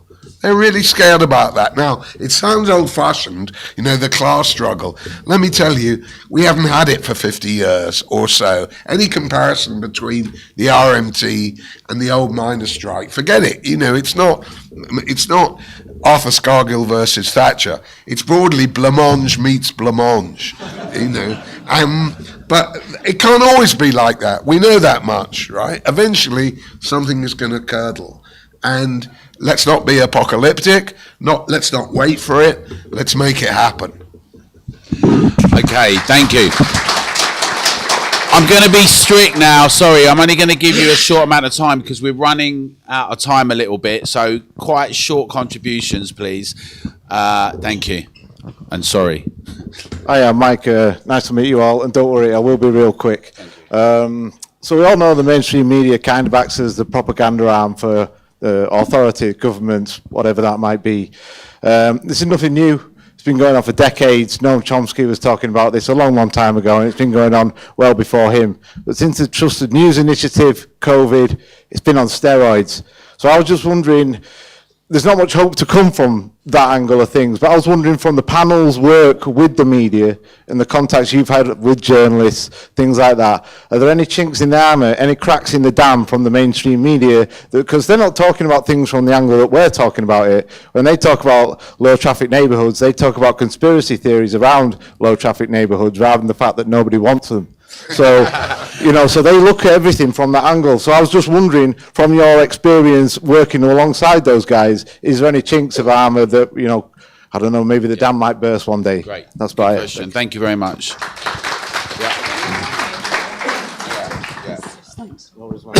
Hello, I'm John Fletcher from Ribble Valley Movement for Change. We've been going since, in fact, this is my 4th political meeting. My first one was in Rainbow. Alan will remember that. You might remember me, Alan. I was the guy with the sign upside down. Okay. Yeah. Okay, my second political meeting was in the Science and Industry Museum. Yeah. And I got in the lift. And I got in the lift with Alan, and guess who else? Graham Brady. Now, he's a huge man. Yeah. And I said, I got in, I didn't know what to say, so I said, oh, we're going to change the world today, guys. And they looked at me as if I'd grown another head. And no. So that was the second meeting. The third one was in the afternoon at the Freemasons Hall, yeah, where we had Steve Bray, Steve Baker, David Davis, and Julie Hartley-Brewer. Yeah. And we also had a guest speaker, Steve Bray, dressed in a Russian uniform, who Alan actually had to remove because they didn't like the heckling that he was saying. So that's my 3 run-ins with Alan, all controversial. Anyway, the issue is, I'll get to it in a second, Ribble Valley Movement for Change. The 4 stands for this. We believe in trust, truth, transparency and transformation. Yeah, we're a small group, we're a small movement, and the difficulty we have is that we don't have enough support out there. We write to our MP very regularly. He never answers because he doesn't need to. But what we have to do, we started off, and what we want to do, we realise that it's not one leader. What we need is we need 650 movements in every constituency. And we have to remove our MPs. And I don't believe any sitting MP now should actually be returned, because they've sold, apart from maybe Andrew Bridgen, because they've sold us down the river, absolutely sold us down the river. They shouldn't be returned, not one of them. So my question is, Alan, how can together bring those 650 movements, like the one in Manchester, together to give us some political impetus, to get those independent people out there and nominated and put them in Parliament? Great question. Thank you very much. Please, not too long. Everyone's ignoring me. I've got a complete... Go on. Okay, yeah, I'll be quick. So I'm going to start by losing some of the room, I warn you now. But then I'm going to end with a plea that's going to make you like me again. I hope. So I don't agree that the World Economic Forum is as powerful as it's made out. I don't think that the economic problems are in any way intentional. I think that the COVID vaccine has saved many, many more lives than it's cost. Hold on, let him speak. Everyone, hold on. Everyone else spoke. However, I oppose lockdown. I oppose 15-minute city. I oppose net zero. I strongly support human capacity, human capability, human flourishing. And I hate laws and ideologies which restrict that. I support civil liberties. I support democracy. Now, I might be wrong in some of those thoughts and opinions and desires, but I'm not brainwashed and I'm not a sheeple. So if we in this room are going to achieve some of those things, and I think there is some agreement with what I've said that I want, then I think it has to, and more importantly, if the people who are not in this room are going to get involved in agreeing with us, then that requires persuasive debate. But I don't think we're going to achieve it by accusing people of being brainwashed, because it's not the case. But we can just disagree. Thank you.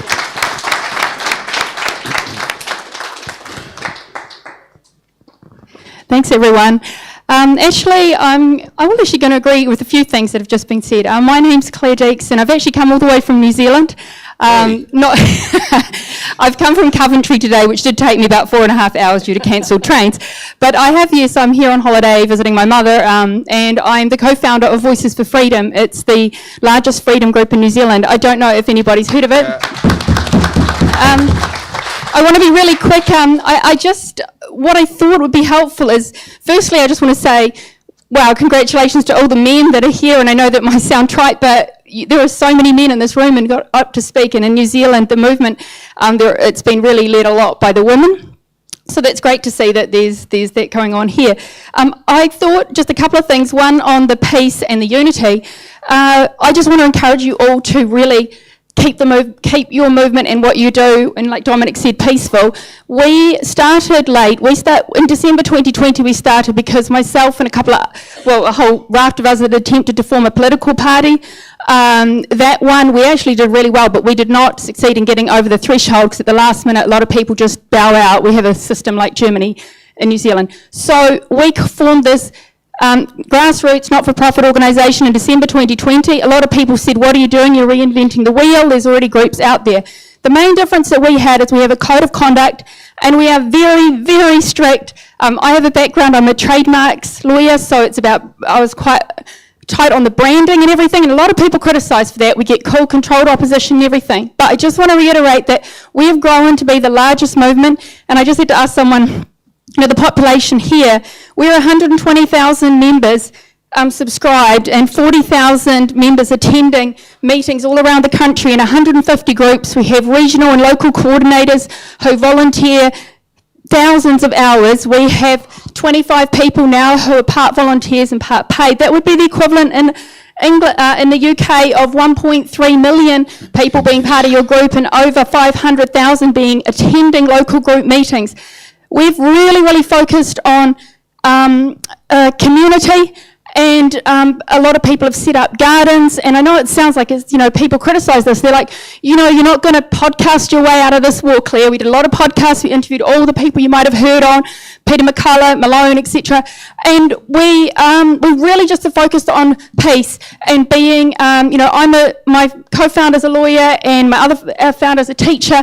And the other groups, people have been arrested, people have been taken down. Now, even with our peaceful approach, we are called Nazis, we are called to be aware of, we're called extremists, we're called right wings, everything. You guys know what the drill. But they really struggle with us, and for that we have grown, because we're three mothers, we're three qualified mothers, and we reiterate over and over again our code of conduct and that we are peaceful. And the other thing, for the unity, a lot of people keep saying, why don't all the groups unify?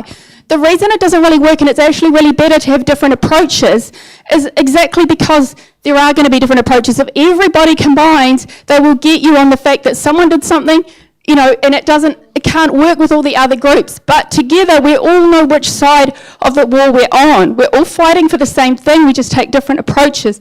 So we always have a thing where we're going for the wobbly middle, and we keep our messaging on that really tight, and we always encourage people individually to have courageous conversations.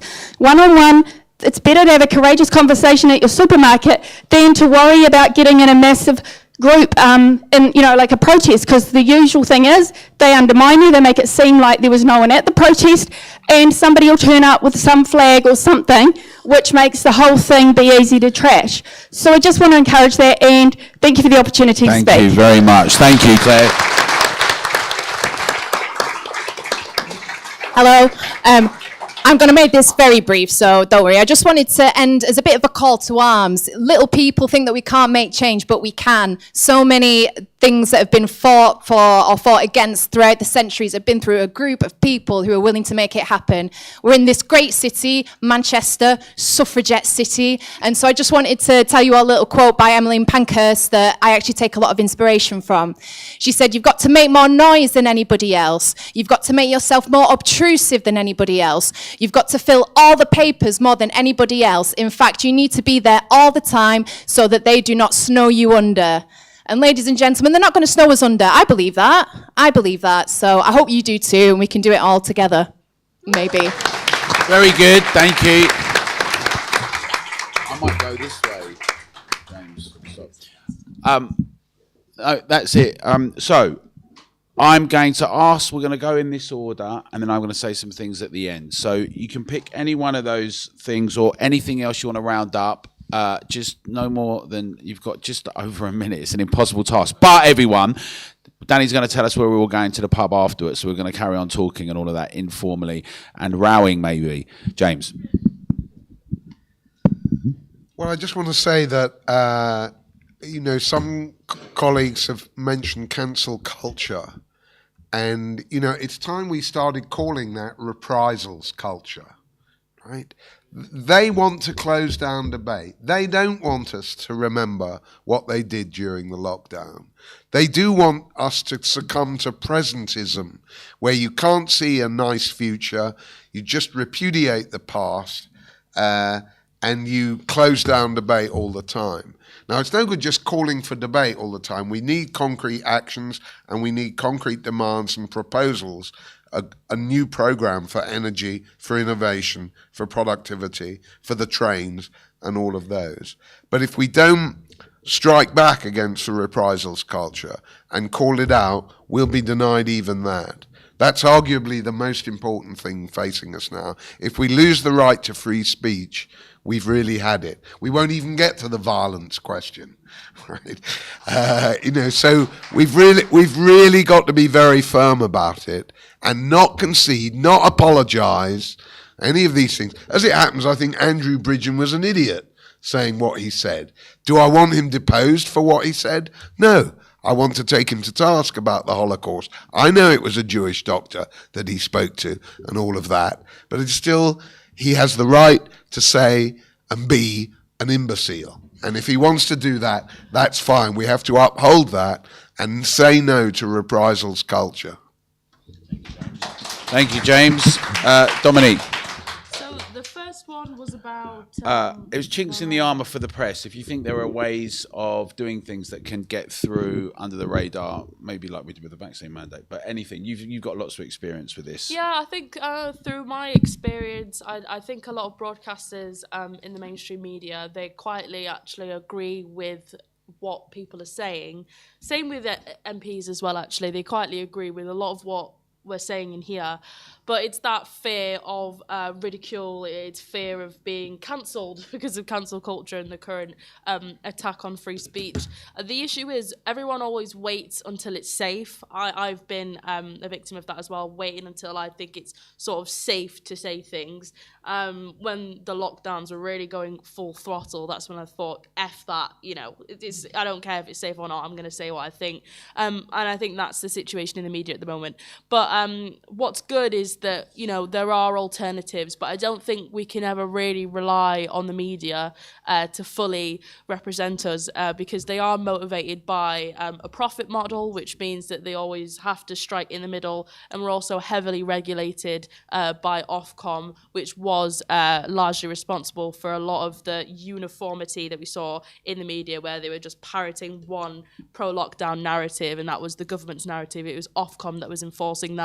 So we do have to look to alternatives. There are alternatives, direct people that that may not be as exposed to different sorts of information to alternatives online. I mean, there's Rumble, there's Twitter, there's Instagram if you don't get censored on there, there's Facebook if you don't get censored on there, but there's also Getter and things like that. There's loads of alternatives. More people are actually watching things like YouTube and Rumble and Twitter than they are on mainstream media or watching the newspapers, so reading the newspapers. So I think you also have to be aware of that. Just lastly, I know I'm sort of going over, but, I don't think that everyone who doesn't agree with me, is brainwashed. I think that is sort of a very narrow way to view it. But I think, in my personal opinion, there has been a top-down effort to brainwash people. I do think that has been an agenda, which was why the government's very own scientists said that our media messaging was, authoritarian.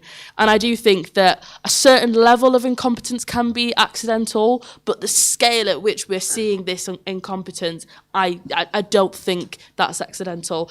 You're not crazy for thinking there are patterns. In fact, you're probably right. That's what I would say. Thank you, Dominique. Hilary. So it's really interesting that the kind of the time when this sparked a bit of controversy in the room there was about this discussion around vaccines. And I think the thing we need to do there is to really set the bar high for ourselves in saying that when we disagree, we shouldn't just assume, the other person is wrong. We shouldn't just say that, people are brainwashed or sheeple. We should engage in real, rational debate with each other and show each other the respect of having that debate, because if we can't respect each other, then we're not setting the right standard for the way in which politicians have been treating us for the past few decades. So let's rise to that challenge.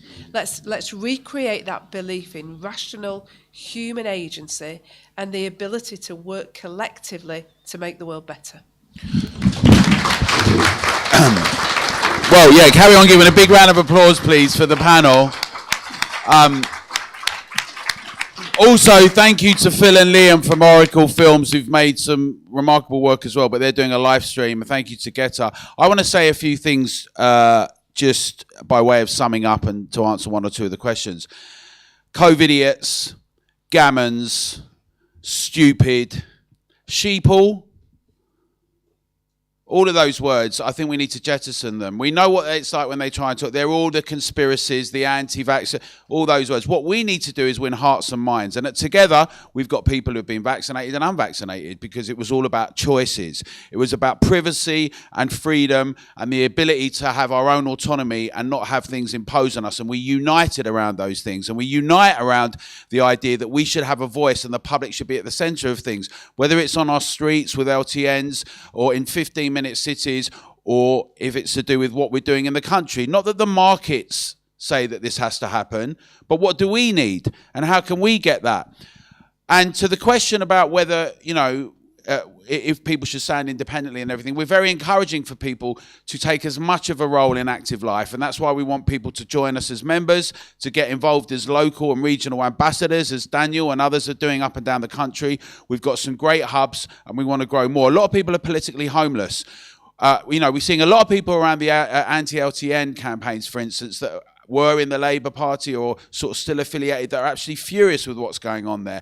And I think that we all have to be open-minded and we all have to have courage. And courage is also being prepared to listen and not shout down other people. Courage is coming up in a room when most people think one thing and saying something different in the spirit of winning someone over to your point of view, and being prepared to be wrong or right, and trying to win over the hearts and minds. And if we can't go into a pub without calling people stupid or sheeple, which is probably going to get us into a fight, if we can't go in there and try and appeal to our fellow citizens and win them over on the democratic spirit and the idea that we should be free and we should decide and we've got common interests and common purpose, then we've got a massive problem. So we're together, that is our starting point, that we've got common interests, that if we remember the fear, and there was propaganda and there was nudge and there was attempts to psychologically kind of put us in certain things, but also we can win hearts and minds. And we are now in a very different position. And just on this point about what can be done in the media, for a long time people ignored us, but we kept banging on the door and we kept putting ourselves out there. And then eventually we got some of those chinks in the armour and we got in and we started getting on Good Morning Britain and BBC Breakfast, and with the vaccine mandate, you and we and all of us in Britain stopped it. And our friends in New Zealand and Australia and Canada said, we don't think you're ever going to do that. The second we stopped it here, it ended many things around the world. Remember, what we do here locally, what we do here tonight, when we go out to our community and we talk to our colleagues, our friends, our workmates, our family, and win them over, that has a huge impact here, and that has an impact across the country, and that has an impact internationally. So let's be our sovereign selves. Let's insist on democracy and freedom. Let's win hearts and minds. Sometimes you might have to insult someone, but in the spirit of winning them over, let's try and listen and have the better arguments, whether it's about productivity or it's about development, it's about our needs. And let's go out and win the hearts and minds. Let's go out and win this battle for freedom and democracy. Let's say we're not going to live in a technocratic prison. They always fall back. They U-turn and they collapse when they come under pressure. They aren't that strong. The problem is we don't believe enough in ourselves and what we can do, and we haven't gone and won enough people. Let's do that together. Let's make it happen. Let's make 2023 ours. Thank you very much, everyone.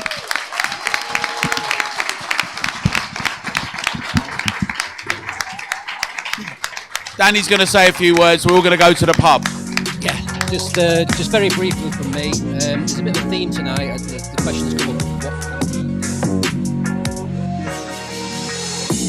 What